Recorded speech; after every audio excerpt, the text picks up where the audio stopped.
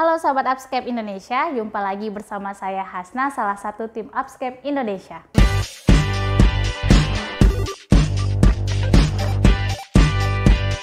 Kali ini kita akan belajar mengenai prosedur tindakan keperawatan injeksi. Nah, adapun yang akan kita bahas yaitu terkait dari injeksi intramuskular, injeksi intrakutan, injeksi subkutan, dan injeksi intravena. Nah, bagaimana sahabat Upscape semua? Apakah sudah siap? Nah, yuk simak video berikut ini. Nah, sekarang ini kita akan masuk untuk tindakan keperawatan injeksi untuk intrakutan. Nah, di mana untuk pemberian intrakutan ini kita melakukannya itu di bagian kulit dermis. Nah, dengan sudutnya yaitu adalah 15 derajat. Nah, biasanya untuk injeksi intrakutan ini kita berikan yaitu untuk uji sensitivitas terhadap reaksi obat. Jadi misalnya pada pasiennya mau diberikan terapi obat A, maka sebelum pemberian terapi obat A kita lakukan dulu uji sensitivitasnya, apakah pasiennya alergi atau tidak. Untuk langkah pertama kita lakukan adalah instruksi. Kita periksa dulu nih instruksi dokternya, apakah untuk pemberian obatnya apa, sesuai dengan prinsip pemberian obat. Nah, lalu kita identifikasi pasien. Ingat ya, untuk identifikasi pasien kita menggunakan minimal 2 identitas, yaitu nama, tanggal lahir, ataupun dengan nomor rekam medis. Selanjutnya kita mempersiapkan alat dan bahan yang kita gunakan. Untuk alat dan bahan yang kita perlukan untuk menginjeksi, yang pertama yaitu adanya handscoon bersih. Nah, selanjutnya kita menggunakan alkohol swab untuk desinfeksi nantinya. Lalu adanya hand sanitizer atau bisa menggunakan sabun cuci tangan dan dengan air yang mengalir. Lalu di sini di dalam bak instrumen kita adanya spet atau sput.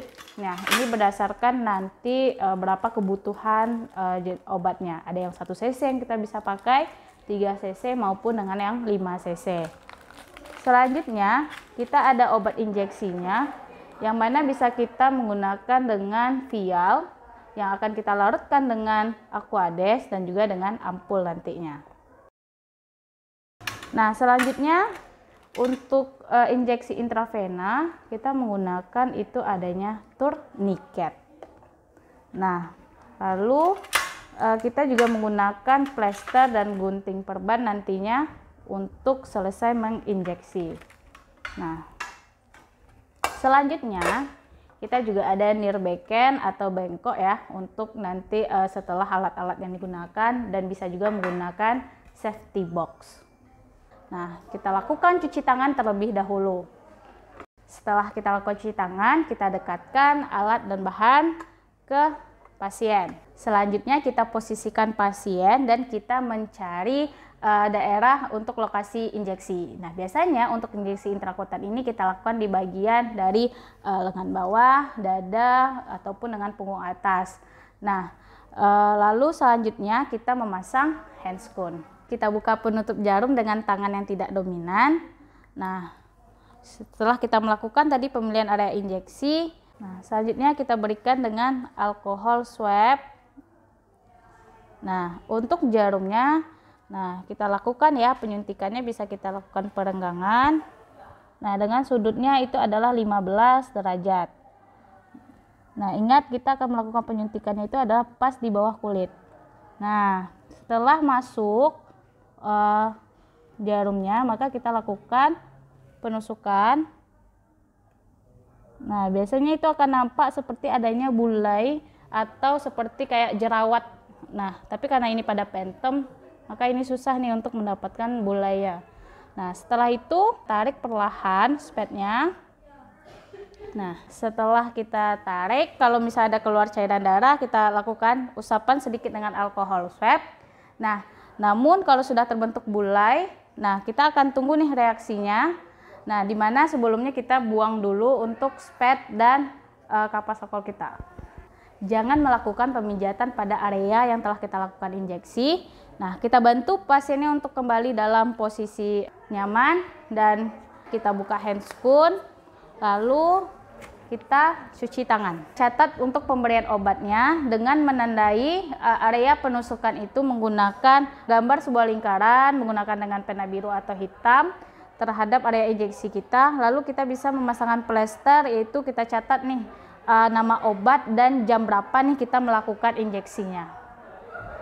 Nah, setelah kita melakukan untuk injeksi obatnya, maka kita tunggu nih 15 menit, sekitar 15 menit, apakah pasiennya ini ada alergi nih terhadap obatnya. Kalau ditemukan nanti misalnya gatal, udem, atau kemerahan, maka pasien alergi nih terhadap obat yang kita lakukan uji sensitivitas tadi. Tapi kalau tidak ada reaksi alergi, maka kita dapat memasukkan obat ke pasien.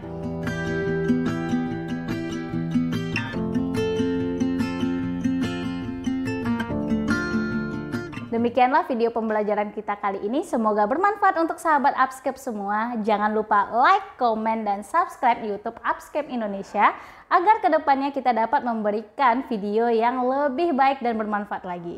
Saya Hasna pamit undur diri. Sampai ketemu di video berikutnya. Wassalamualaikum warahmatullahi wabarakatuh.